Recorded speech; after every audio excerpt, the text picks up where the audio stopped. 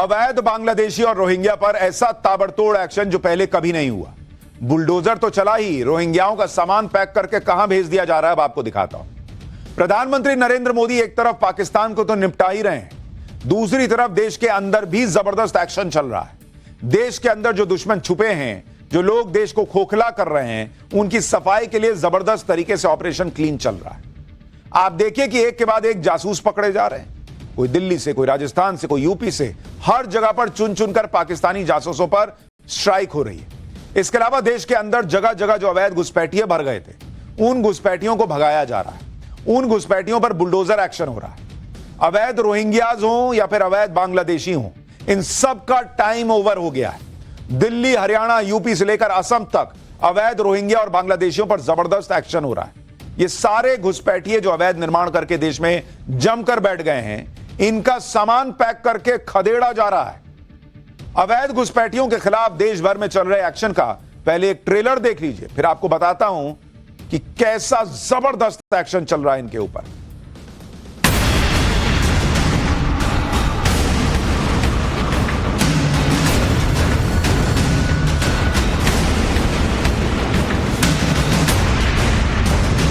बहुत सालों से रह रहे, हमारे ससुर यहाँ खत्म हो गए। हमारे पिताजी यहीं मर गए, हमारे दादा भी मर गए यहीं, और हम भी 40-42 साल की उम्र हो गई।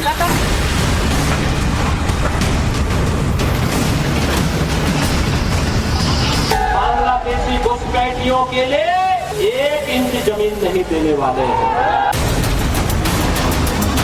Will give arm license to the eligible persons who are residing in remote area, vulnerable area and border area.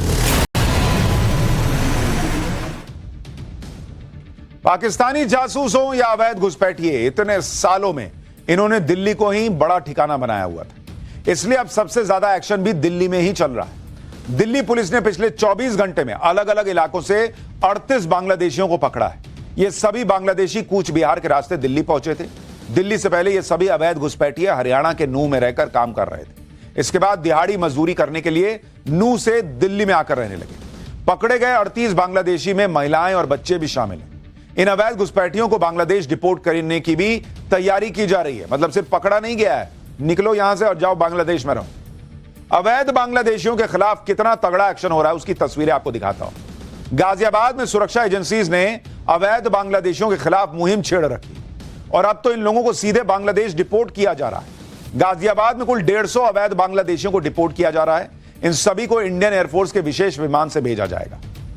Delhi NCR अवैध रोहिंग्या और अवैध बांग्लादेशियों का सबसे बड़ा अड्डा बना हुआ था। ऐसे सिंडिकेट चल रहे थे जो अवैध रोहिंग्या और बांग्लादेशियों को यहां लाकर बसाते थे। पिछले 6 महीनों में दिल्ली पुलिस ने कई ऐसे सिंडिकेट्स का भंडाफोड़ किया है जो बांग्लादेशियों को अवैध तरीके से देश में घुसाने से लेकर उन्हें राजधानी तक पहुंचाने और उनके फर्जी दस्तावेज बनाने में मदद करते थे। यही नहीं, जांच में यह भी पता चला है कि यह सिंडिकेट इन अवैध बांग्लादेशियों को नौकरी दिलाने तक में मदद करता था। दिल्ली पुलिस के आंकड़ों के मुताबिक पिछले 6 महीनों में दिल्ली से 800 से ज्यादा अवैध बांग्लादेशियों को बांग्लादेश डिपोर्ट किया जा चुका है, जबकि 500 से ज्यादा अवैध बांग्लादेशियों की पहचान करके उन्हें डिपोर्ट करने की प्रक्रिया शुरू हो चुकी है।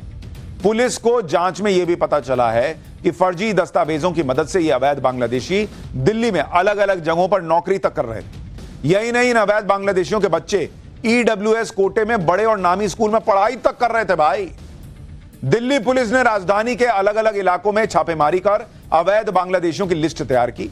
दिल्ली में अवैध बांग्लादेशियों पर हो रहे एक्शन पर दिल्ली पुलिस को सुनिए। इनमें जिन लोगों के पास कुछ के कागज मिले हैं, उनमें आधार कार्ड मोस्टली मिले हैं और वहाँ के बांग्लादेश के भी इनके पास डॉक्यूमेंट मिले हैं, चाहे वो व्हाट्सएप पे, फ़ोन में या कहीं भी उनको डॉक्यूमेंट वहाँ के मिले, जिससे हमने उनको उस वहाँ से जोड़ा है और उनकी एफआरआर की मदद से डिपोर्टेशन की कार्रवाई कर रहे हैं। अवैध बांग्लादेशियों को सिर्फ डिपोर्ट ही नहीं किया जा रहा, बल्कि उनके ठिकानों पर बुलडोजर भी चल रहा है। दिल्ली में अवैध बांग्लादेशियों के ठिकानों पर छापेमारी चल रही है, बुलडोजर एक्शन हो रहा है। ये तस्वीरें दिल्ली के तैमूर नगर इलाके की हैं, जहां कुछ दिनों पहले तैमूर नगर नाले के किनारे बनी 100 से ज्यादा अवैध इमारतों को मिट्टी में मिला दिया गया। यानी ताबड़तोड़ एक्शन चल रहा है। लोग पाकिस्तान में बिजी हैं, यहां अंदर ही अंदर रोहिंग्या और बांग्लादेशियों का सफाया भी हो रहा है। हरियाणा में भी ऐसा ही ऑपरेशन चल रहा है। हरियाणा के पलवल में 47 बांग्लादेशियों ने खुद ही सरेंडर कर दिया। ये लोग पिछले 10 साल से रह रहे थे, ईंट भट्टों पर मजदूरी कर रहे थे। सरेंडर करने वाले बांग्लादेशियों ने जो खुलासे किए हैं वो बेहद चौंकाने वाले हैं। इन लोगों ने भारत बांग्लादेश बॉर्डर पर दलालों के जरिए घुसपैठ की थी। भारतीय सीमा में दाखिल होने के लिए इन्होंने दलालों को 5 से 10 हजार रुपए तक की पेमेंट की थी। पिछले 10 सालों से ये लोग राजस्थान और हरियाणा में ठिकाने बदल बदल कर रह रहे थे। लेकिन जब पहलगाम हमले के बाद सरकार ने अवैध घुसपैठियों के खिलाफ ऑपरेशन क्लीन शुरू किया तो इन लोगों को काम मिलना बंद हो गया। फिर मजबूरी में इन्हें पुलिस के सामने सरेंडर करना पड़ा। सुनिए ये लोग खुद क्या बता रहे हैं। ईंट भट्टे पे ईंट थाप रहे थे। कितने लोग हैं आपके साथ? हमारे साथ तो बहुत लोग था, लेकिन सब लोग गया है, बस हम ही है और हम एक परिवार में है। यहाँ पलवल कैसे पहुंचे हरियाणा के? गाड़ी वो बाबूजी ने निकाल दिया था भट्टे से, फिर अब हम यहाँ आया था काम करने के लिए। तो ये लोग कह रहा था हम बांग्लादेशी हो, तुम यहाँ से चला जाओ। इधर ऐसे आया थे, ये फतेहपुर में आया थे। वहाँ पर क्या काम करते हैं? काम ही नहीं मिला था, बरसात हो गया। 12 साल से भारत में कहाँ कहाँ रहे आप? हम हरियाणा और राजस्थान, बस 2 राज्यों में रहे। यहाँ क्या काम किया? ईंट भट्टा में ईंट फताई। ईंट भट्टा। हाँ, मालिक है ना, वो डर रहे थे, तो आप बांग्लादेशी हो निकाल जाओ। फिर हम लोग इधर आए, सारा 2-4 भट्टे में घूमे, रहने नहीं दिया, फिर हम सिलेंडर करने आए। जो दलाल था उसको कितना पैसा दिया था? तो वो अलग अलग है सबसे, कोई 5,000 लेता था, कोई 10,000, कोई 3,000 4,000 ऐसे बंदा देख के। यहाँ तो कोई खर्चा वर्चा नहीं मिला, फिलहाल तो खाने का भी पैसा नहीं है।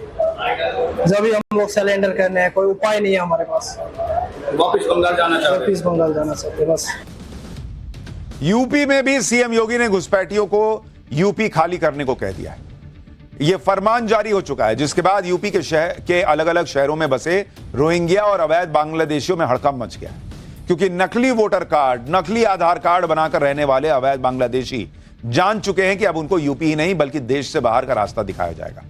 यूपी में ऑपरेशन क्लीन का असर आज बरेली में नजर आया, जहां डिपोर्ट होने से बचने के लिए लोग कई पीढ़ियों से यहां बसने की दलीलें देते सुनाई दिए। सुनिए जरा। बहुत सालों से रह रहे, हमारे ससुर यहाँ खत्म हो गए, बहुत हमारे बूढ़े वाले थे वो भी यहाँ खत्म हो गए। हमारे पिताजी यहीं मर गए, हमारे दादा भी मर गए यहीं, और हम भी 40-42 साल की उम्र हो गई। इनके पिताजी मर गए, इनके दादाजी मर गए, आपको यहां मरने नहीं देंगे, आप अपनी जमीन बांग्लादेश में जाकर मरिए। बरेली तो सिर्फ शुरुआत है। अवैध बांग्लादेशियों के खिलाफ ऐसा ही ऑपरेशन पूरे यूपी में चलाने की तैयारी हो चुकी है। कहा जा रहा है कि अकेले लखनऊ में ही 50,000 बांग्लादेशी घुसपैठिए रह रहे हैं। प्रयागराज में इनकी संख्या 30,000 के पार है। वाराणसी में 15,000 अवैध घुसपैठिए रह रहे हैं, जबकि कानपुर में इनकी संख्या 45,000 के पार बताई जा रही है। यूपी में अगर सीएम योगी ने तय कर लिया है तो समझो बांग्लादेशी और रोहिंग्या यूपी से भागते हुए नजर आएंगे। अवैध घुसपैठियों पर सबसे जबरदस्त एक्शन तो गुजरात में चल रहा है। गुजरात में अवैध बांग्लादेशियों पर हुई स्ट्राइक की तस्वीर पिछले दिनों पूरी दुनिया देख चुकी है, जहां बांग्लादेशी घुसपैठियों का 1,000 से ज्यादा अवैध उनके घरों को मिट्टी में मिला दिया गया। बचे हुए घरों को मिट्टी में मिलाने का अभियान आगे भी जारी रहने वाला है। अवैध घुसपैठियों की सफाई करना जरूरी भी है, क्योंकि इसकी वजह से देश में कई जगह पर डेमोग्राफिक चेंज हो रहे हैं। जैसे असम को ही ले लीजिए, राज्य में अवैध घुसपैठ की वजह से डेमोग्राफी में आए बदलाव को आज हिमंता बिस्वा शर्मा सरकार बहुत गंभीर समस्या मान रही है, और इसलिए बॉर्डर के इलाकों के मूल निवासियों को हथियार का लाइसेंस देने का ऐलान कर दिया है। दरअसल असम के सीएम हिमंता बिस्वा शर्मा लगातार दावा करते रहे हैं कि असम में देश की आजादी के वक्त मुसलमानों की संख्या राज्य की कुल आबादी का 14% थी, लेकिन आज असम में मुसलमानों की आबादी कुल आबादी का 40% हो चुकी है, और उनके हिसाब से यह संख्या जो देश के मुसलमान हैं उनकी वजह से नहीं बढ़ रही, बल्कि अवैध घुसपैठिए आ रहे हैं उनकी वजह से ज्यादा बढ़ रही है। सुनिए असम के मुख्यमंत्री हिमंता बिस्वा शर्मा ने क्या कहा है। Today we have decided that we will give arm license to the eligible persons who are residing in remote area, vulnerable area and border area, and we will encourage our original inhabitants and indigenous Indian citizen to apply and take arms license as per the eligibility provided in the Indian Arms Act. सोचिए border के इलाकों में कितने इस घुसपैठ से कितनी समस्या बढ़ गई है, संकट बढ़ गया है कि असम के मुख्यमंत्री कह रहे हैं कि भाई वहां लोगों को लाइसेंस जो एलिजिबल होंगे उनको हथियार रखने का लाइसेंस देंगे। असम की ही तरह उत्तराखंड में भी पिछले कुछ सालों में तेजी से डेमोग्राफी बदली। साल 2001 तक उत्तराखंड में हिंदुओं की आबादी कुल आबादी का 85% थी, जबकि मुसलमानों की आबादी कुल आबादी का ऑलमोस्ट 12%। लेकिन 2011 में उत्तराखंड में हिंदुओं की आबादी घटकर 83% हो गई, जबकि मुसलमानों की आबादी बढ़कर ऑलमोस्ट 14% पे चली। एक तरफ अवैध घुसपैठियों पर एक्शन हो रहा है, दूसरी तरफ पाकिस्तान के लिए जासूसी करने वालों की धरपकड़ तेज हो गई है। पिछले दिनों राजस्थान से दिल्ली पुलिस ने जिस पाकिस्तानी जासूस कासिम को पकड़ा था, अब उस कासिम को लेकर बड़े खुलासे हो रहे हैं। कासिम ने दिल्ली पुलिस को बताया है कि इसने लाहौर के आर्मी कैंप में ट्रेनिंग ली थी, जहां उसे आईएसआई के 3 अफसरों ने ट्रेनिंग दी थी। कासिम के साथ कुछ और लोगों को भी ट्रेनिंग दी गई थी।